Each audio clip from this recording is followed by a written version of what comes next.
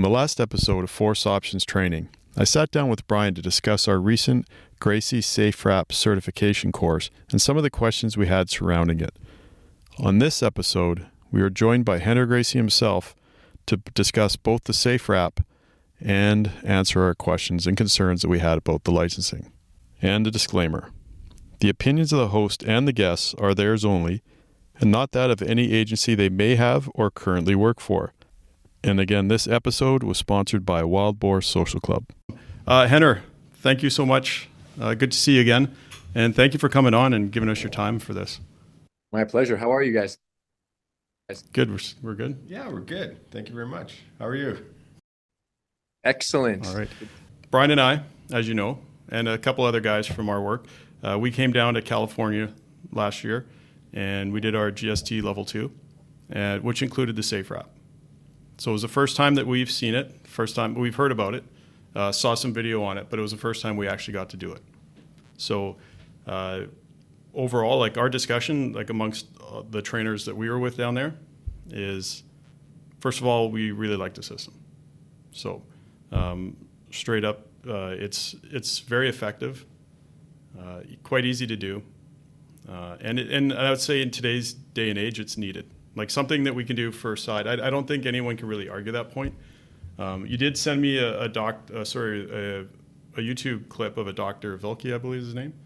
Really well done. I thought he was on point for a lot of the things, especially, and like part of our job as trainers and our own personal experience is often when you have some kind of in custody, either an injury or a death, his point is if you can remove the prone position from the equation altogether, it's one less thing. There's no room for that kind of, what's what I'm looking for. It's gone. So it's not even a factor now if there's an investigation post. So I do highly agree with that. And like our own discussion, it is having an option from the side in terms of dealing with somebody on their side is necessary. So. Yeah, thank you. I appreciate that assessment, and obviously having you guys out here was an honor and a privilege, and especially from such a reputable agency that you guys work for.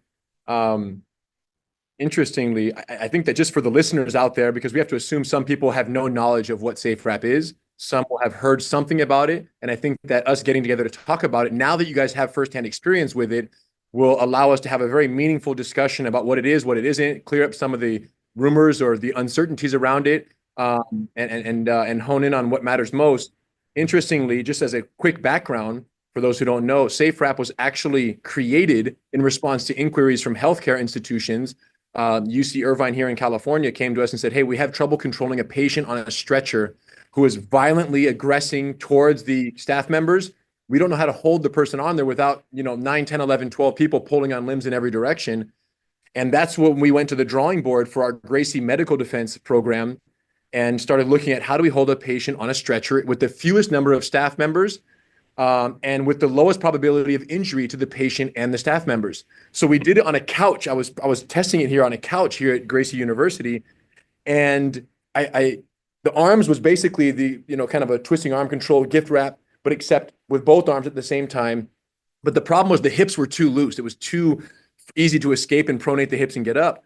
And then after tinkering with the legs and eventually figuring out that bottom tibia being crossed over the top femur, and then further solidifying that position with the arms in tandem with the upper body kind of crossover arm control, that configuration was one that was both safe and highly effective at preventing escape from the laterally restrained subject. So we showed it to the hospital. They lost their minds. They loved it. And then afterwards, we were like, wow, this could potentially work in law enforcement as well. We tried it on the ground. It was highly effective on the ground. And then the first time I showed it to one of our GST master instructors, Alan, he said, Rener, that's amazing control. And it looks like they can't pronate and they can't supinate, but can you handcuff from there? And I'm like, that's critical, because if you can't handcuff, you're going to have to unangle the hold, pronate them on their belly, and then they build the house. Lo and behold, we came up with the lateral handcuffing procedure like within minutes. And it's facilitated by the SafeWrap lateral restraint, and the rest is history. Once we had those pieces in place, then the only question that came to mind was how many different positions in a use of force altercation can we enter into the SafeWrap system from? And that's what you guys got a taste of when you came down here is, wow, you can enter into this from many different positions in the fight: turtle, prone, seated, standing, front entry, rear entry. So that's where the entire SafeWrap system was born after we realized that we knew where we wanted to go, which is supine control into lateral restraint for that lateral handcuffing procedure. Yeah, and I'll say the leg control, legit. Like I'd seen the gift wrap I'm familiar with, but the leg control, once you lock that in, they're not really going anywhere, and which I'll let Bryan talk to in a sec because he got to experience it. Also, I will say, like from our own, I'd seen a little bit about the SafeWrap before I went down there, but I didn't realize it was a full system. Like I just thought it was initially the side hold and the leg control. So yeah, as we found out, it is actually more of a system. But I think Bryan can talk to he was the one, we'll say the guinea pig for that one. Yeah, actually, it was an honor being down there and seeing how the system works. So when we were down there, we had the opportunity to kind of show one of the techniques that we do for a 2-on-1 takedown, which was good because I think that's what a lot of these seminars sometimes miss is just that collaboration where we get to see what other agencies are doing and then critique the techniques that we're actually doing. So we showed a 2-on-1 takedown, and then of course, like no technique is perfect. We had some back and forth with the instructors there and kind of learned how we could make it better. And then the SafeWrap system was deployed on myself. So I was playing the role of the bad guy. And I remember right away feeling like, okay, obviously these are very, very skilled jiu-jitsu practitioners. And I'm going to do my best to put myself into that situation where I'm trying to evade police and I'm trying to get away. I'm trying to do everything I can to get away. So at first, the gift wrap or the top portion of the SafeWrap, obviously very effective, right? Upper body right away controlled. And that was something that actually, you know what? We should back up a little bit and talk about the takedown into that position. So the takedown, the 2-on-1 takedown, very safe, very slow, very controlled, and into that side position very early, right? Which I think was a great takedown option for us, and kind of seeing the options from standing to lateral was great, and I like that takedown. Right away, I was wrapped up top with a gift wrap, and then the leg control portion came in. And this is where, I have a lot of experience being held down. My background is judo. And so hold downs are something that I've been, applying and having applied to me since I was a kid. So I felt pretty comfortable. I'm like, okay, I can turn my hips in a way that I'll be able to get out. And at first I had a little bit of success, like on getting my legs, creating just enough space for me to get the legs out. That said, the upper body was so controlled that there was nowhere for me to go. And even just having the legs hugged and held onto and slowing things down, there was nothing I could do. It was very, very frustrating. And so as I gassed out, and then the leg control was applied again, and then completely wrapped up with the tibia over top, it was game over. And once you feel that, you know you're not going anywhere. And the beauty of it is that we're in that lateral position, so we're not concerned so much about being in prone, which obviously has some safety concerns. Also, there's no pressure, there's no pain, other than when you struggle, you start to feel that resistance and you feel the pain in your hips, and you don't want to struggle as much. But really what it feels like is a hug. Like you're getting controlled and you are made to slow down and stop fighting, which I felt was something that we haven't really experienced, because normally there is that little bit of wiggle room, or we're really controlled in a prone position, which isn't ideal. So I thought it was a very effective demonstration, and I had a hard time moving at all. Yeah, and just to back it up, I appreciate that context. And just to, I guess, for those who weren't there, since all three of us were, the demonstration that happened prior, when I called you and your colleague, who did it with you, Bryan? Was it Eric or was it another? No, it was Kevin. Kevin, it was Kevin. So when Bryan and Kevin got called up, for the listeners, I said, you guys, who has a 2-on-1 system that they teach at their agency? And can you please come demonstrate it? And Bryan was like, yeah, I'm happy to do it. Let's play. So he comes up and I have him do it on me. So Bryan and Kevin are going to take me down. They're going to arrest me. And I say, I'm a mental health patient. My mom called you guys. Don't hurt me. There's cameras recording. So I really set it up to where they had to be careful with their use of force and consider it and as safe as possible, right? Sometimes you got to escalate, but as safe as possible. And then as you guys recall, you took me down, wiggle, wiggle, wiggle, turn, turn, turn. Eventually, you guys pronate me and I start to build the house.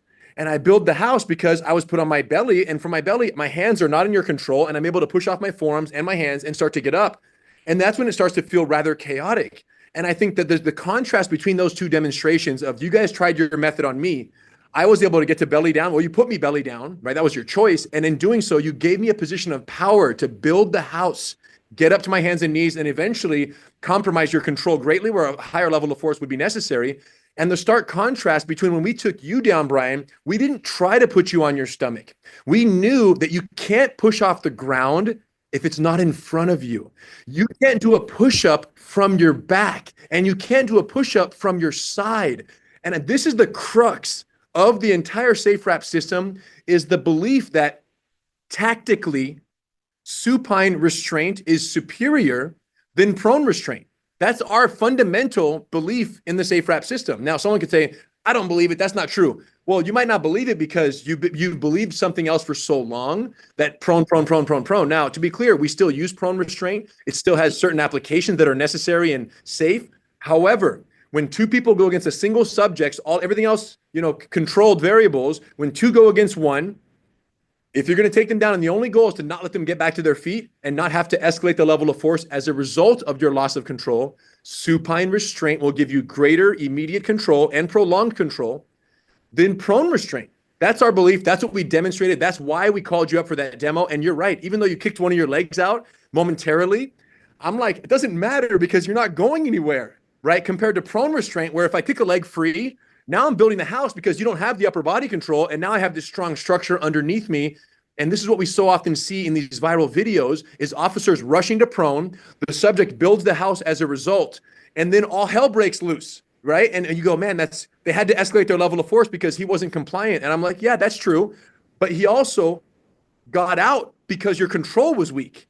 So if the control's effective, to me, it's the biggest safety blanket on a unnecessary escalation of force is effective control, ground control, keeping the person from escaping. And as we talked about when you guys were here, hope is a function of progress. If you're making progress, you are optimistic. When you stop making progress, as Bryan described, when he got, wrapped up perfectly and was like wiggling, kicked one leg out, got it wrapped back up. And then he goes, what's called the sigh of defeat. Yes. Fine, I'm done. And then we slowly turned him on his side, laced his legs up, and then lateral handcuffing. So that's our fundamental position. I'm curious if you guys, have any thoughts on that generally, right? How holding a subject down in prone or holding a human being down on their back, in both cases, fully resistant, in which case you have tactically more effective control, supine or prone. Well, it all, like you said, it always depends on the situation. Overall, like in a perfect world, if I can put the person in a supine position, 100%. And I think I've changed a little. I've changed over that. Like you said, over the years, I've been doing this in law enforcement for over 20 years now. So we're just so used to doing prone that we don't think of anything else. The question is why?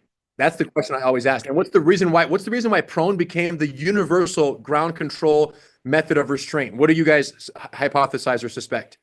The prone thing, I couldn't give you an answer. I ask every room that I teach to, and they give an answer. I say, guys, if it's so obvious that supine restraint is superior, purely tactical and purely like effective human control, if it's so obvious that it's superior, why are we rushing to prone restraint in every 2-on-1 situation, that video that goes terribly viral for the wrong reason?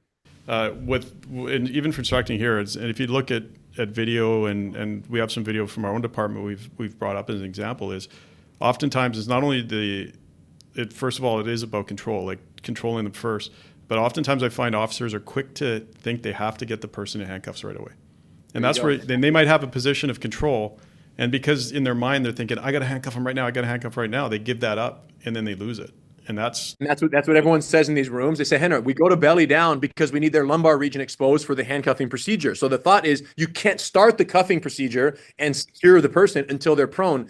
And this is why the lateral handcuffing procedure enabled by crossover leg control is such a massive development, because for the first time, we don't have to give them the tactical advantage of putting them on their belly, and we can expose their lumbar region for a low feed and a high feed and a lateral handcuffing procedure. So that's the excitement and the novelty here. I will say, because we kind of tried to workshop it at home a little bit from side control, like how can we put them into handcuffs not using the way we did it on the SafeWrap system?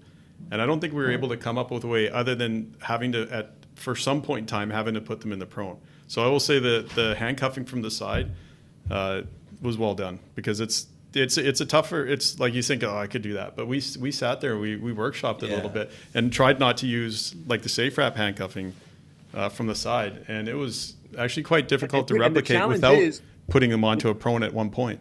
Yes, if you have effective supine control, which is basically two people in side control, right? If you have that and you say, okay, he's tired, let's now flip him and let's now handcuff him. The moment you pass 90 degrees and pronate him, his hands and knees can build the house, and they're going to hide. They can access weapons in their waistband because their hands are no longer in your control. So that's what we've always struggled with. I always felt great. We've taught 2-on-1 for 20 years in GST, and I've always felt great when we had him here. The moment we pass 90 degrees and get him into prone, I always felt like the move that was great became a move that sucked, because they're going to hide. And as soon as they turn on full resistance in testing this in pressure testing, it never panned out the way we hoped for.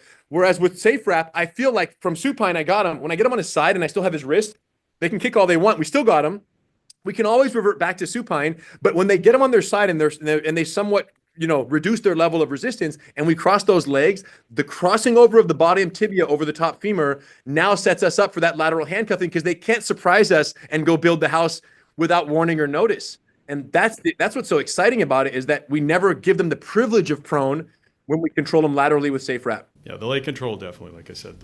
I think I think back to all the other ways that we've done cuffing, a lot of it is prone. And if you have good wrist control, yes, or you're in a Kimura, you're able to make sure that they're not going to be able to push off the ground and start building the house. Then you're good. And that's a matter of having really good wrist control and owning it before you get into that prone position. But that's not always the case. And like Eric's saying here, there is this tendency to rush. And so if you have just something, you've got a light arm control, and then we're rushing to this prone, and then you're seeing the subject building that house. And that's what we see the most, right, Bryan? Is like, it's so common in these viral videos, because these officers are getting 4 hours a year, 8 hours a year of training. So of course they get to the ground. All they're thinking is, I'm not safe until they're handcuffed. What we need to shift towards is, I'm not safe until they're in supine control with crossover arm control. It's a much easier target. It's a much more achievable safety checkpoint to get someone on their back and cross their arms and hold their wrists, and then treat that as like, yo, he's not handcuffed, but he's SafeWrapped, and we're in a great shape right now. And only when they stop fighting, we're going to gradually roll them onto their side and then start to prepare them for the lateral handcuffing and the crossover leg control. But how amazing would it be to eventually 2, 3, 5 years from now arrive at a world where, when everyone is in a scuffle on a viral video, dash cam, body cam, instead of hearing, get him on his stomach, you actually hear, keep him on his back, keep him on his back. Position 1, set. Leg control, set. Okay, we're not moving until he calms down. Great. Let's roll him on his side. So 100%. And I agree. And I love what you said, Bryan, about using prone. Now it has to come with an asterisk, in my opinion. The asterisk is, you only pronate the subject if his hand is in your full control and his elbow, and you're able to do like an elbow pry or a kimura or a solid cuffing rotation, so that when they're prone, you already have one behind the back, and you can use that pain compliance potentially to get compliance of the other arm. To pronate a subject, and that's why I say we still teach prone. You guys have done GST level 1 throughout our entire curriculum, but usually it's in one-on-one encounters, because you can't do SafeWrap by yourself. SafeWrap is tandem. So in my mind, prone is for solo encounters and or tandem encounters where the hand is behind the subject's back on the way down. And SafeWrap is the default in 2-on-1 encounters, because we don't want to risk rolling the person to their belly prematurely and allowing them to build the house. Yeah, I can say that's fair. And actually, going back to, because you had me thinking there, like, where is the history of prone? And the only thing I can really think of is it would have been for, like, even I had worked for the agency I previously, a lot of stuff was geared towards the one officer, is when you're, especially in a high risk situation, say you have somebody at gunpoint and you want to get him, you just get him to lay down on his stomach. And so then I think that, and then everything probably just originated from there. And then because, okay, we got the person down, now we're going to do the handcuffing. So To be clear, I don't know if it all originated from there. I don't think any of us know that for sure. Might have been the opposite. Might have been that we know we have to handcuff him on his belly. So let's now, at a high risk stop, let's make sure he gets on his belly and he gets us as close to the cuffing position as we can before we physically intervene and go put ourselves at risk in close range. So either could be true. One can lead the other. But one thing is for sure, in both of these cases, there is a general umbrella conviction that you cannot handcuff someone unless they're on their belly in a grounded altercation. And all I'm saying is that it's quite liberating for law enforcement in general to know that, no, that's not the case. We can have someone on their side fully restrained and we can still pass their hands behind their back very effectively. And if they rip away halfway through, we can recover SafeWrap position 2 back to position 1. Yeah, and like I said, right from the get-go, like I really like the system. Like the system, and again, I said it's totally needed because, again, taking it out of the equation, because especially in these inquiries and stuff, they're like, and I had this discussion with you, and I brought it up as well before. Is, I mean, we don't always know what's on board with this person medically or on drugs or a combination of. So oftentimes, and I've had this where just handcuffed a person, didn't even use anything, just sat him down, had him laying on the side, and they've expired prior to EHS because it was such a overdose. There was no way they were going to happen. So that, even that, like up in Canada, a lot of our provinces, we have like civilian oversight. So even that went to a civilian oversight agency that took like a 3-month investigation, even though it was people on the street and everybody's like, yeah, they didn't even touch the guy. They just sat him down, put him on his side, and he passed. But, again, if we had put any kind of pressure on there, if we had laid him on his stomach, then that would have probably made it into a 6-month, if not longer, investigation, because now they have to rule that out, or they got to look at it and what was that contributing factor, all that kind of stuff, because they can't really give a definitive definition on what happens half the time. And that's what Dr. Vilke said so clearly, right? Dr. Vilke says plainly, for those who haven't heard it, you should check it out. It's on YouTube. He medically reviews SafeWrap. We SafeWrap him extensively in many positions. We did it right. We did it incorrectly. He wanted to feel all the implications, all the physiological effects that he could identify from just an actual hands-on experience. And at the end, he said, look, number one, if I had to get arrested, I would rather be SafeWrapped on my side than controlled and prone restraint. Number two, people show medical urgency on their face. When you have the polyester pile or the dog pile and you're laying on someone for 5 minutes while they're resisting and you get up and they turn blue and nobody could detect the medical emergency, that's liability for the agency and individual officers. And then finally, when you're in front of a jury who is going to determine whether or not, right, force was excessive or inappropriate, right, the contributing factors are a huge thing. And prone restraint, for better or worse, it has a stigma attached to it in the public perception. So when a jury looks at that, or a medical examiner, or even a judge, they look at that and they go, man, you laid on the person and then they died. We don't know if it killed him, and they were on meth. We understand that, but you also laid on him for 2 minutes and he died. With SafeWrap, we have the subject on their side or supine. We're talking to them and to our partner the whole time. We can see their face. And if they have a medical emergency, and this is all on camera, and we say, hey, they're unconscious, let's alleviate SafeWrap and let's go into providing aftercare or render aid or summons EMS. All of that can happen. And if that's on camera, it's a whole different discussion than prolonged prone restraint where nobody actually knew what was going on. And even though there were other contributing factors, right, prone restraint had to get implicated. As Dr. Vilke said, in hundreds of cases, if it's used, it's almost always implicated. But if it's not used, they're going to be hard pressed to say we laid on his thoracic region for 5 minutes. When we watched him, and the moment he had a medical emergency, we transitioned into aftercare procedures. So, or transition into rendering aid. So I was very impressed by his understanding of that benefit, and I'm happy that you guys see that as well. Yeah, in the court of public opinion, we're going to lose that regardless if whatever the medical, by the time it gets released, it's moved on. I think playing devil's advocate. So if prolonged prone position is the problem, if agencies are to adjust their training so that right away after a prone handcuffing procedure, the subject is moved to a lateral position or a different position where there's no pressure on the thoracic region, that might be a training plus for people as well, for agencies as well. But why would they want to do this SafeWrap position instead of their prone cuffing in the first place? I know that some people have said, hey, the timing and slowing things down, that's great when there is time. But if there's a threat of ambush or there's a threat of swarming, right, then we have to do things quickly. And at that point, do we have the time to slow things down? Or should we be tactically reconsidering this handcuffing procedure right now and how we're doing it?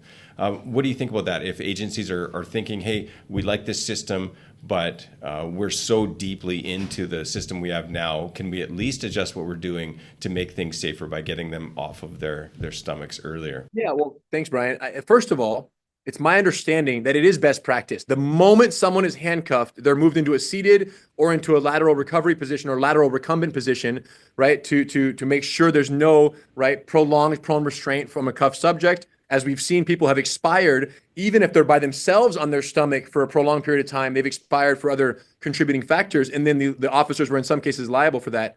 So that is a best practice. The second they're handcuffed, get them on their side. I agree 100%.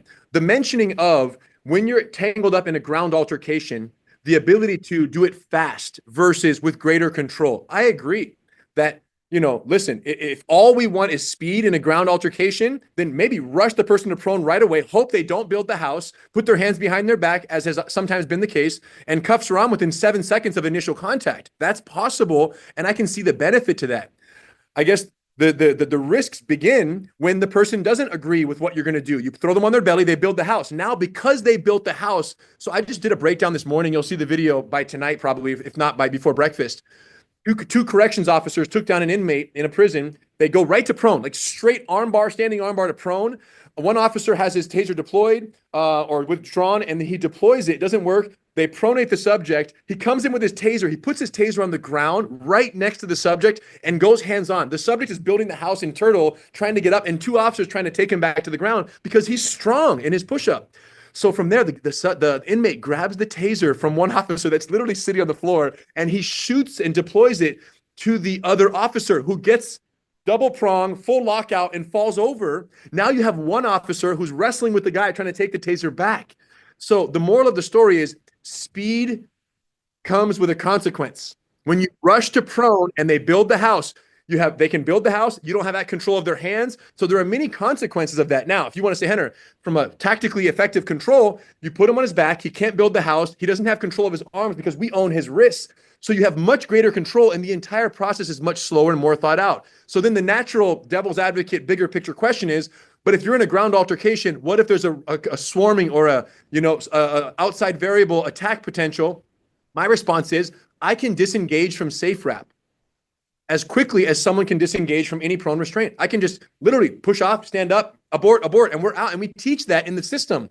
So if disengaging speed is the question, SafeWrap is a viable answer as well. The only difference is, right, in cases where they actually resist, which is what we have to prepare for, rushing to prone restraint often has much less favorable outcomes than rushing to a supine control that we've tested now countless times across the country. And I'd say, like, number-wise too, like somebody resisting us, and we have, in the term in Canada, we use active resistance. And I like to simplify it as, like, is somebody trying to punch me in the face, or they're not trying to punch me in the face? If they're trying to punch me in the face, then I think, like, it's a fight. You're trying to assault me. If you're just trying to fight to get away from me, then for me, I think it's active resistance. So, which the SafeWrap fits perfectly in there, because that's a huge amount of the stuff that we do. But that's where, if somebody's not competent, or if they don't have something to go back to, then it just turns to striking them or doing something like that. And then that's where you end up with the video, because now it's escalated way past where it had to be in the first place, if you had good control to start with. A good control solves so much. And I feel like so many of the escalations we see are because the subject remains hopeful, because they remain effective in their escape. When you stop having progress, you lose hope. And when you lose hope, the opportunity for peaceful resolution and de-escalation kind of presents itself, because they're like, okay, I can't move. Okay, I'm good. Yeah, you're going to cooperate? Yeah, more likely. Or they're just tired, right? So both of those are acceptable outcomes. But good control is the key to everything, you guys. You guys are grapplers. You guys do jujitsu. We've all been on the bottom of the mountain, bottom of side mountain. When there's no way we're getting out, what do? We do nothing. We stop fighting because that's common sense. But if you put me on my belly with both of you on my back and I can start to build the house a little bit, I'm not going to stop until I give it my full go because I'm making 1 inch at a time. I'm making progress. So the officer's job is to stop progress as fast as possible. And in that sense, SafeWrap wins. Yeah, and I think some of the, and we'll get into it, like some of the, not controversy, but some of the things that have been brought up about SafeWrap. I think part of it, I mean, is you're kind of challenging the paradigms that have been out there for so long. And because there's and I can't remember the exact quote, but it's something about, police hate it, or they're very resistant to change, but they hate it when things don't change. Yeah, that's kind of us, right? Like police, that's pretty common. But once you start challenging it, it's like, oh, we can't do this. And then when you start thinking about it, you're like, yeah, actually, I can't do that. Trust me, I'm experiencing that. It's interesting because I'm experiencing that in every agency we're certifying now. Every agency, we're talking to LAPD. We have this course coming up in 3 weeks at LAPD.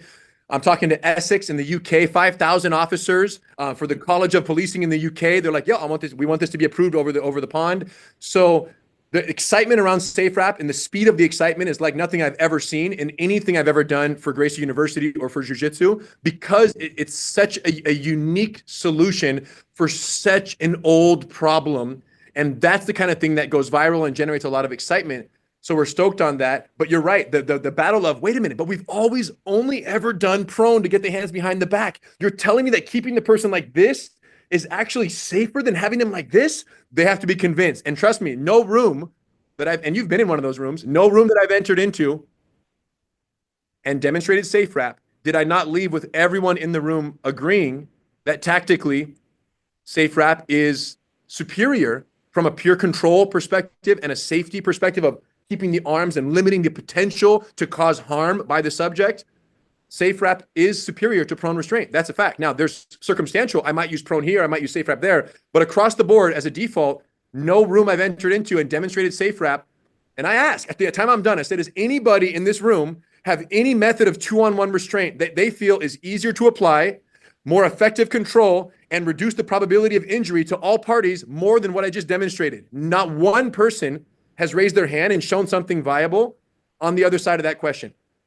On YouTube, there's all kinds of misunderstandings and controversies and questions and confusion, and we can address some of those. But tactically, and I'd say that's kind of the same, like across the board. That's how we were. Same thing. Like, love the system. So I guess some of the confusions now, or maybe some of the questions that we had when we came back and we thought of. I know some were answered down there, but I guess overall, and because it might be a little bit different here in Canada than the U.S.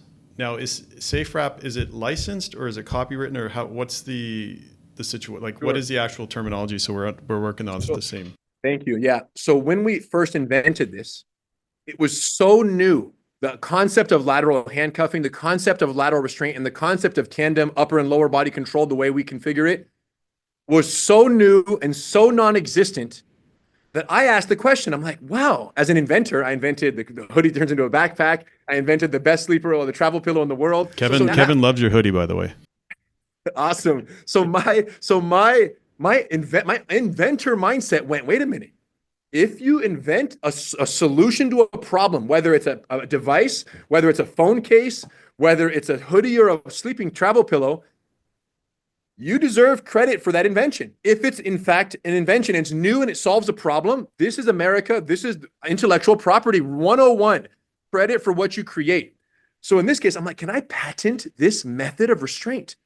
And I spoke to attorneys, and eventually the conclusion was absolutely. Method patents, system, process, and method patents are one of the 4 statutory categories of patentable subject matter.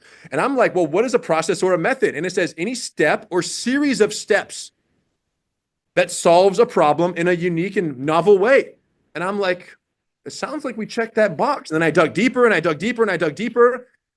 And I'm like, okay, now you can't patent like art, for example, or like yoga posture, or generally the arts, from what I understand, there's some, case law there. But by and large, a unique process that solves a problem, especially if that process involves the use of an apparatus such as handcuffs and or 4-point restraints on a hospital bed, So after much digging and much researching in this category, you can patent it. Now, then once you know that it is patentable, that's legally doable in America and around the world, the next question becomes, why patent it, right? That's a question that you guys have asked and others have asked, is why patent it?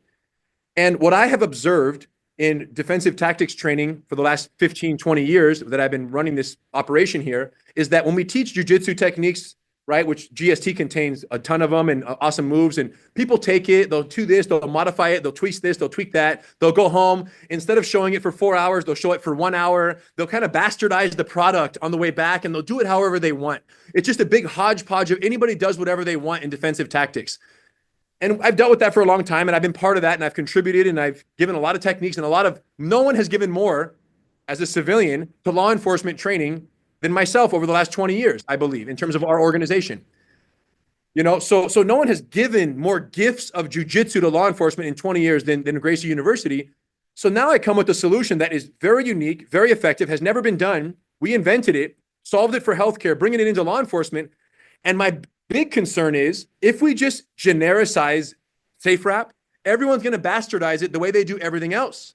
But if we patent it, then an organization that wants to use this game-changing system needs to be licensed to do so. And that license can stipulate the methods and the minimum training standards within an organization to make sure that it meets the expected application quality, right? We want to make sure that it saves lives on the officer and the civilian side. And you cannot maintain that quality standard and mandate that quality standard if it's generic and anybody can own it, anybody can do it, anybody can do whatever they want. So now we control the certification of instructors and the quality at which they get certified, and we control the end user certification requirements. When you guys go back and certify your end users, we mandate that they have to be capable in certain variations of the system to make sure that they get the life-saving benefit, the maximal life-saving benefit of the system. So now, if you're a defensive tactics instructor, right, on the knee-jerk reaction by the general public was, man, Rener shouldn't patent a move. How dare him? There he goes again. But when you really sit with it, and as a defensive tactics instructor, what's the number one thing you're always fighting for and never getting? More training. So what's interesting is when you come to a GST certification and you learn SafeWrap and you get certified in it, now you get to go home and you say, Chief, Captain, I want to demonstrate a revolutionary system that I'm certified to teach. Let me show you. Lay down, please. Blah, blah, blah, blah. I had a guy send me today from Washington, him doing it with and on his chief. A rave review from his chief. Long Beach Police Department, rave reviews. So once the chief sees a 15-minute demo of all the system and its components, the chief is absolutely enamored. Like, holy cow, this is ability to change and reduce liability, reduce injuries, increase public perception, public relations. Everything chiefs love, it does. And then the defensive tactics instructor, you guys or whatever, your counterparts anywhere, they go like this. Well, Chief, here's the deal. This system is proprietary. We are certified to teach it.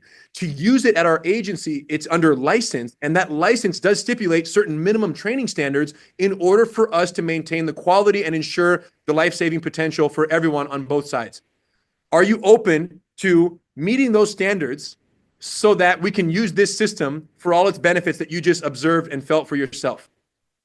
Yeah, what do we got to do? Well, we got to do an annual initial training, new user certification, a one-day certification, and then half day every year thereafter. And then we watch a video every once in a while. Oh man, that's not too bad. Let's do it. And all of a sudden, because you're speaking the language the chiefs love, more training time gets approved because they want the benefits of the proprietary system. You can't use tasers for all your officers unless all the officers meet the minimum training for taser.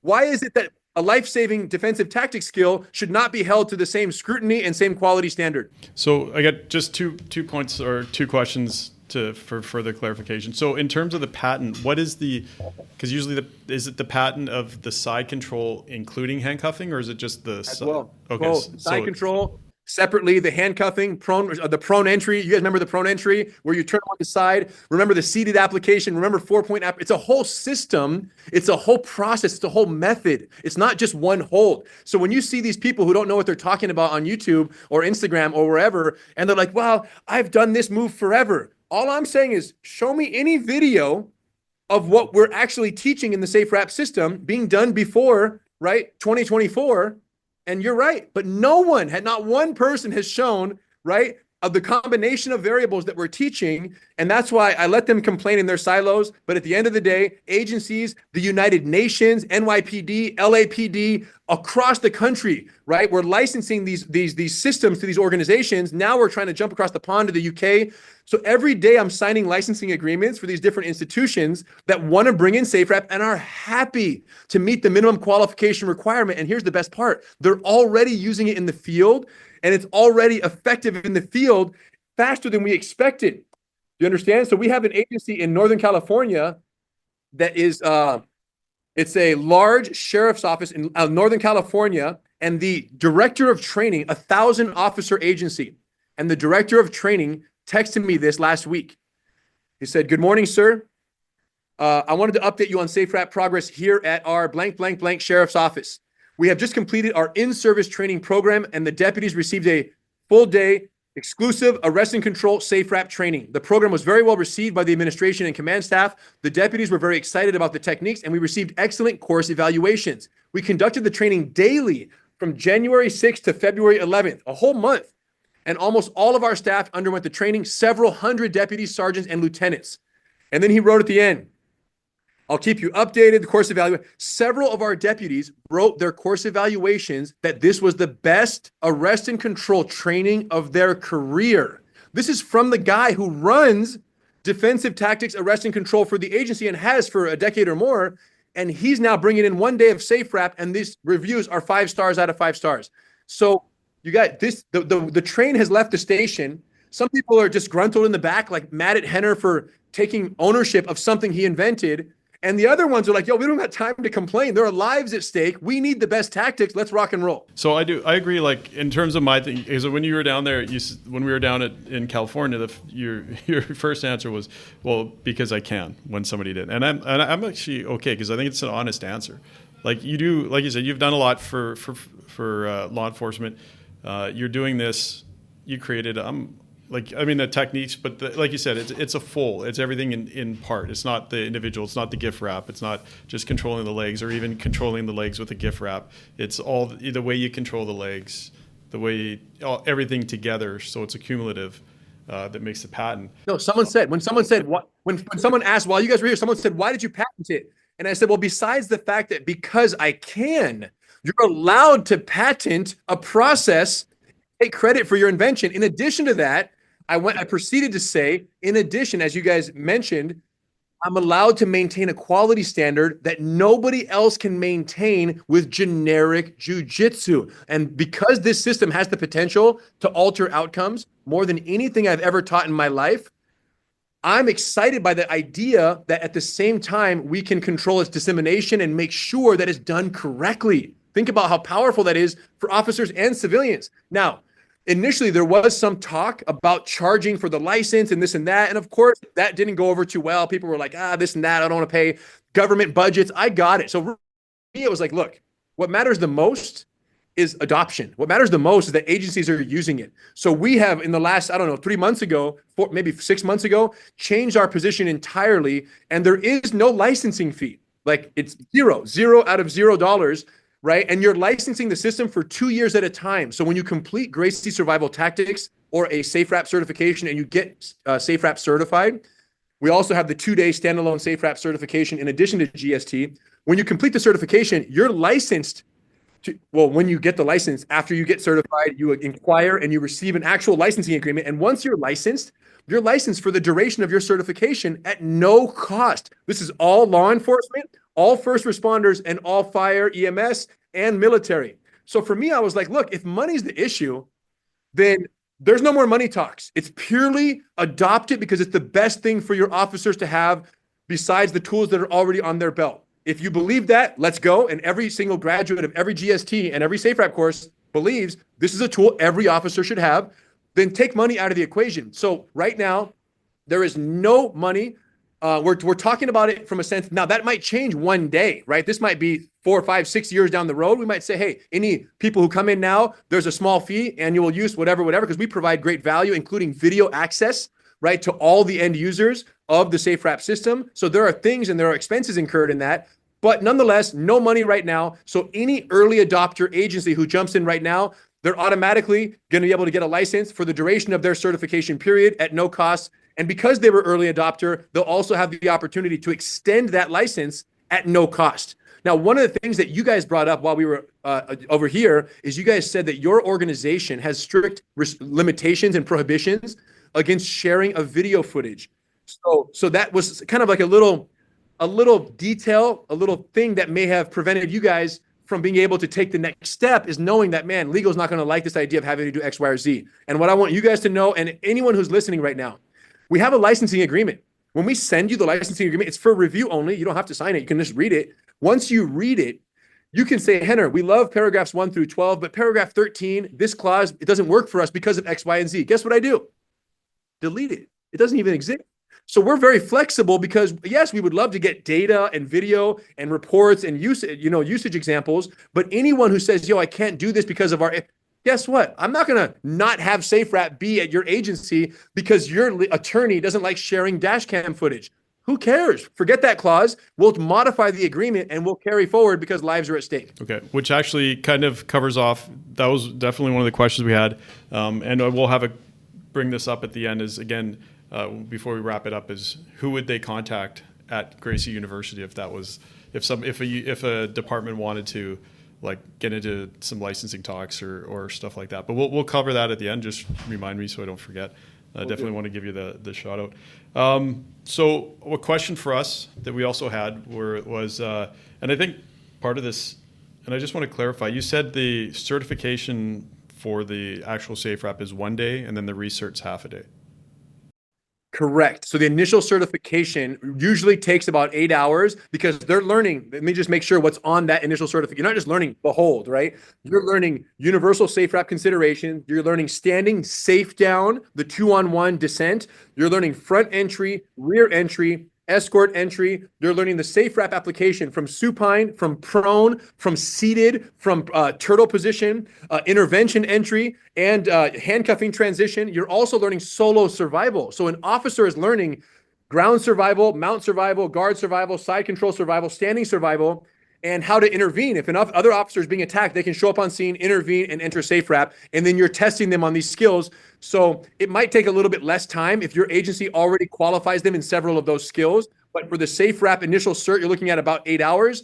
And then for the recertification, it's typically 4 hours. But at the end of the day, they need to test out. You need to demonstrate proficiency in the 3 SafeWrap simulation drills that utilize one exercise utilizes these moves, and these moves. And you guys did that while you were down here for certification. And those collaboration exercises, we're evaluating and we're checking off that you're certified. And now if a use of force takes place and an officer uses SafeWrap and you guys get into some hot water or there's someone expires or something happens, you guys say, Rener, we use SafeWrap as taught. Can you come help us out? And I'm there as an expert witness testifying on behalf of the agency as to the proper and certified use of SafeWrap because that end user is within policy and has been certified according to our minimum certification standards. And then in addition to that, we provide a SafeWrap 15-minute refresher video that you guys can make accessible to all of your officers and them just watching that one time a quarter every 3 months to be reminded of all the variations and all the options. They're fresh. So this is the most you can do with the least amount of training is an initial 1-day certification and then periodic review of the refresher video before that annual recertification in half a day. If you're doing that, you guys are SafeWrap certified. And I'm telling you, you're going to have totally different outcomes because when we go 2-on-1, instead of yelling, get him on his stomach, they're going to be yelling, keep him on his back. Take your time, slow it down. No rush. Take your time. Hey, we're going to roll you on your side, partner. Get him on his side. You're de-escalating here. You're collaborating with your partner the whole time. It's a whole different world, you guys. And the number of viral videos drops significantly because we're going to reduce the number of out of control uses of force and panic, right? Panic is a function of control. When you lose control, you panic. When you have SafeWrap control, your prefrontal cortex remains activated and you're not in that amygdala hijack fight or flight. I think reasonably. I was for some reason I had two days in my mind for the certification, but actually 1 day's. I don't think that's difficult for most agencies to get 1 day of the training and a half day. I think is reasonable for the recert because that's kind of consistent to what you come in for a CEW recert. It's about half a day or 4 hours, and that includes shooting the taser, but also for us here, we do a lot of scenario-based training. We add that into the mix for a taser scenario. So I think that's like in terms of if that would be a barrier for somebody, I think that actually is reasonable. Well, if it's a barrier, if it's a barrier, the chief needs to resign and move out and someone got to come in. Like, this is my point. Leadership at some point. So what I'm trying to become is the ally for all DT instructors to fight for that additional DT day under the auspices of, hey, SafeWrap is a tool every officer should have. The chief agrees, but chief, you have to sign on the dotted line and you have to agree that we're going to uphold this. So when he tries to axe that from the training allocation, you say, no, chief, we can't use this method of restraint as our default unless we honor the minimum training requirement. So I don't know, at some point, like in a year or 2 years or 5 years, all the defensive tactics instructors who initially were trying to hate on Henner, the hate on Henner parties, it's like, yo, you guys need to chill out. I'm going to flip the tide. And because of this license, you're going to get more training time in your agencies than you ever have because we patented the SafeWrap system. That's the irony of all of this. That's where the confusion is. And that's why it was so important to come on and talk to you guys about this, because they have it all backwards. The patent isn't the liability. The patent is the asset. Probably the biggest question that I think people I know we've talked about or people have asked, like, if somebody doesn't meet up to the license, like are they going to get litigated? Is it going to, what are you, and I know you haven't reached that point, so I don't want you to have to think hypothetically, but what are you prepared to do to protect the license in terms of, and what would you see, or what do you see in your mind? And you might not be able to answer this. Everyone has the same question, and I've heard it 1,000 times. Henner, if a police officer does the move wrong, right, in the field, and they don't do it exactly how you teach, are you going to litigate against them? And, are you going to be counter counsel and prosecuting the officer for their inappropriate use of force? First of all, there's two questions. One is that one. What if an agency or an officer uses SafeWrap without the license? Two separate questions. First, let's talk about a licensed agency. Officer does it wrong. Are you going to testify against the officer because he didn't do it exactly as you taught it? Capital no. And I would that actually didn't even pop in my mind because some I don't people have asked. Actually, my friends here at CalFIA, they asked. It was a great question, Henner. If they do it outside of the box, if they do it different, are you going to testify against them? Absolutely not. In fact, we've been called to testify in cases where officers were GST trained agencies, and the officer does a technique that is certainly not something we taught them in, like a big takedown where they pick them up and they suplex them and they kind of drop them in an awkward way. And it wasn't part of the GST curriculum. But in those cases, our position was clear. Even though the move wasn't a move that we taught them, for the given circumstances and the level of resistance and the threat presented by the subject, that technique was appropriate and necessary for the officers to stay safe and to retain control. Do you understand? So even when it's not the move, we got your back because we're team GST and we're team law enforcement and we're team. You guys have a very hard, dynamic, rapidly evolving job. So we're always going to support where we can support. So even if the SafeWrap is done wrong, I'm going to testify and say, hey, right, and you can't predict the future, but I could imagine saying, hey, look, it's a dynamic situation. We teach steps 1, 2, 3, 4. He went step 1, 2, 4 because of how rapidly evolving it is. And it's never the same in practice as it is in actual field application. So that's to address that concern. Even once you're licensed, we got your back. Welcome to Gracie University. Number 2, if an individual sees my SafeWrap YouTube videos, which there are many, and they're very well explained and thorough demonstrations of the system, and him and his partner practice in the garage a whole bunch, and then they go out and they get a call and they take someone down and they SafeWrap the heck out of them. Solid, not licensed, right? Proprietary. I have no interest in saying, wait a minute, you guys didn't get a license to do that. How dare you follow a YouTube video that you knew was the best technique ever, but you did not restrict yourself from using good information in the moment of truth. How dare it? No, you guys.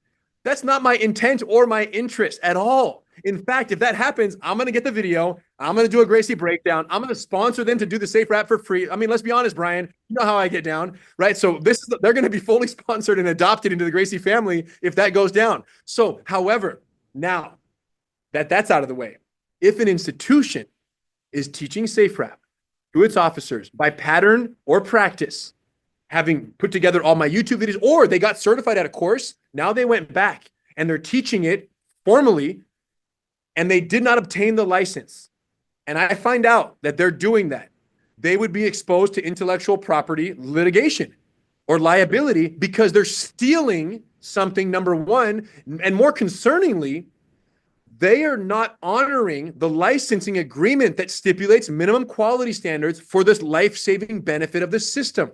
And they're stealing from us. They're stealing from the officers because they're not adhering to the minimum quality standard. And everybody loses in that equation. And the agency also loses because should those officers use that technique, they're going to be on the stand. They're going to say, where did you learn it? Whoever their trainer is going to say, well, I learned it from GST. And they're going to say, okay, what is the agreement you have with the service provider to offer that training? And they're going to say, well, I did an instructor course and I did need to get a license, but I did not. And the prosecuting attorney is going to say, why didn't you get the license? And he's going to say, because I'm a hater and I didn't want to respect the minimum training standards, or my chief wouldn't give us more than 2 hours a year. And then they're going to say, so you're using a system that's not yours under quality standards that are not supervised by the owner of the system. And you had an adverse event in the field and you expect sympathy from who? No, you're wrong. And this officer who was responsible for this adverse outcome of the subject, they're liable, and the agency is liable for stealing a system and not adhering. And that's why Rener's not going to testify as an expert witness for the agency, because they didn't go about it the right way. So bottom line is everyone does the right thing and we all have the best outcomes. When you start trying to do this and play games and circumvent what you know to be the truth, that we did create the system and that it is proprietary, you try to circumvent that, you're going to run into problems. But in terms of the individual officers who are out there watching YouTube, no. Don't worry. I'm not worried about those. I'm not concerned with them. Listen, if an officer is at an agency where their agency doesn't do SafeWrap, that officer is a victim.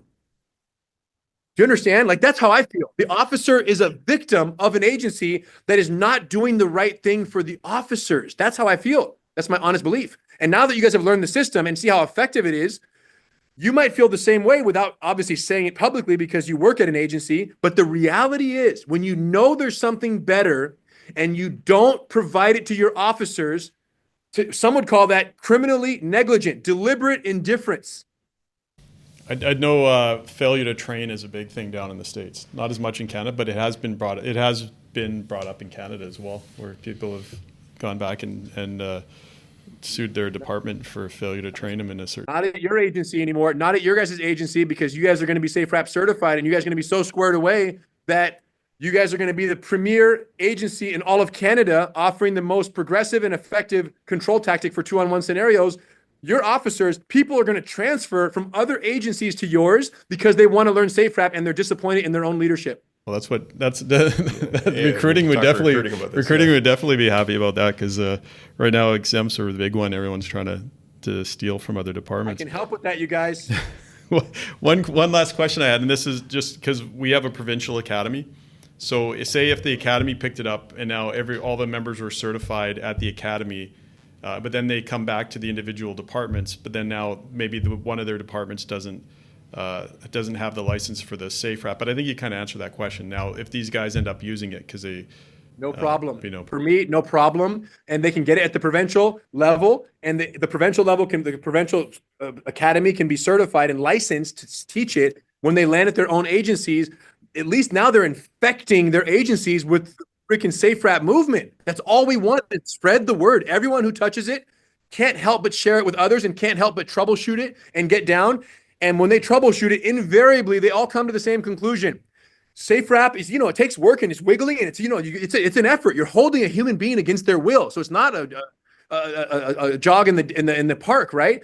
It's real work. But when you compare it to the alternative and the legacy methods of 2-on-1 restraint, it's undeniably superior control and enhanced safety for all parties due to the fact that we have such effective control of head to toe, arms, wrists, body, legs, everything. When you can't move, right? Even if there's a weapon in the vicinity, you're going to have trouble accessing it. And if you access it, you're going to have trouble using it because your range of motion is under our extreme control. Yeah. Bryan, do you have any questions? Last questions? No, I think we covered everything that I want to talk about anyways. Yeah. And again, we covered it and we touched on it. I mean, anytime something new is introduced, or even this whole concept of like the license and I think it all in policing. We all come back to, was it done under good faith, or is it, good? We're reacting in good faith. And I think as like probably from, and this is obviously, people don't get all the information. That's why I wanted to come straight to you. And when I did the other episode, I wanted to let you know so you could have a chance to listen. And again, thank you for coming on and doing this, because it means a lot to, I think, for everybody just to be able to. There's so much noise out there right now, so sometimes we got to cut through the noise and go straight to the source. So I think how it's progressed now from probably how, like, when it first rolls out, and that's just natural. Anytime you bring something out, it progresses and it gets to a certain point. I think now it's kind of rolled into a system that I'd probably argue it's harder to say not to take it than to. Yeah. And every time, every GST level 2 course right now that we graduate, like you guys were part of one, there's, 25, 30, 50 agencies in the room. By Monday after the course, graduates on Friday, Monday through Wednesday of the following week, this is invariably now, I'm signing between 15 and 25 licensing agreements the week after the course. It's like they get home, they demo it, they show it, they get command approval, and I'm signing digital licensing agreements like you won't believe. And that's changed. Obviously, when it became free, everyone got excited because they're like, okay, great. We love the tool. Now that it's free, and we're going to, obviously, there's a cost incurred in training your officers, right? Let that be the cost. Let the cost be that you're going to spend more money and time to train your officers. I love that, and I'm okay with that, right? And the benefit for us is we have a system that is being used across the country and around the world that is changing and saving lives. Like that's the win for you guys and the win for us. And we've, in terms of good faith and in terms of contributing to law enforcement, this will go down right after I'm gone as my greatest contribution to law enforcement of my entire life will be SafeWrap. So it's just been awesome to see the incredible enthusiasm and buy-in, especially now that the license is free for the duration of their certification term. So we're good, rocking and rolling. You asked about the process and the steps, Eric. So SafeWrapSystem.com is the website for everything SafeWrap. You get there, you get the medical review, you get the Santa Monica demo, you get the overview of the whole system, all the breakdown. And then from there, it explains that there's 2 ways to get SafeWrap certified. One is Gracie Survival Tactics, right? When you get in that level 2 course, which is great because now you have not only SafeWrap, you have all the survival, all the escape, all the weapon retention, all the vehicle extraction, vehicle insertion, everything that GST as a system, 40 lessons provides as a complete solution for defensive tactics, arrest and control for an agency. That's what you get in that pocket. However, if you're at an agency and you don't have, the time to do a week-long or more course, and you want to just get SafeWrap immediately, there's a 2-day standalone SafeWrap instructor certification that we conduct. The next one is being hosted at Los Angeles Police Department, March 24 and 25 here, 2025, taught by myself and my brothers and some other of our master instructors. So that's a great alternative to say, hey, we only got 2 days. We get the full SafeWrap system, nothing else, no weapon retention. And in that room, it's quite intriguing because we have law enforcement, we have security, we have public safety officers from hospital. We have healthcare clinicians, nurse educators. So all the worlds come together when it comes to, we have educators, school teachers. The number of worlds that collide when it comes to safe and effective restraint of aggressive, suicidal, or emotionally disturbed individuals. It's really quite interesting to see that now it's not even a law enforcement thing. It's fire, EMS, everyone coming together to do that. And that happens at these 2-day courses.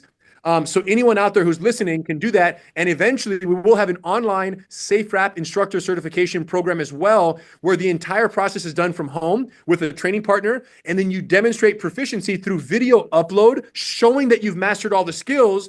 And then we certify you just as if you came and did the 2-day course. So we're tackling this from every angle, but all of that starts at SafeWrapSystem.com and all the information is there. Well, Rener, I think the one thing you might be missing is by having the license, it requires the person to get recertified every 2 years. And that makes the department have to be able to pay for them to fly down to somewhere like Los Angeles or maybe Miami or, so that's always a bonus right there that maybe it's what most police will resonate with. Make sure they're in warm places. That's all I'm saying. So for all Canadian agencies, we don't allow online certification. All of you have to fly to sunny California and hang out with us on the beach so we can hang out and have lunch and hang out together. So we'll take that part out of the podcast and your chiefs will never hear about that.